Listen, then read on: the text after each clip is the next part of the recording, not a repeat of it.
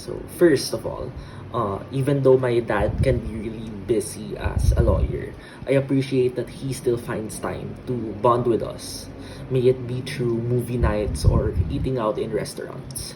Second, he's always my go-to whenever I need advice. The most recent one was weeks ago when I was preparing for a presentation for my fellow youth mates in church. He gave several comments on my presentation and helped me to formulate the devotion part.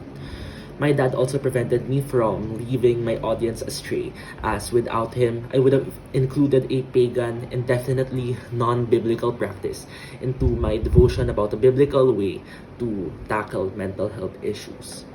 And third, lastly, I appreciate my dad for being loving and caring. He may say that this is an area where he is lacking in, but to me personally, I disagree. He has shown his love and care to me, my sisters, and my mom countless numbers of times. For me, an example would be whenever I stay up really late for school. He would get mad.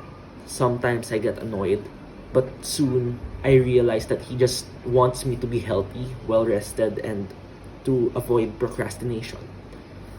I thank God for my daddy because he helps me solve my problems.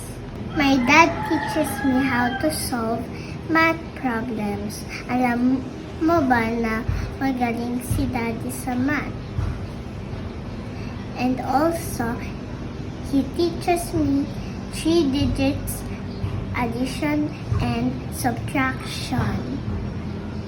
Alam mo ba na mahilig si daddy mag-grocery and he buys me chips, watermelon, desserts, toys, and drinks.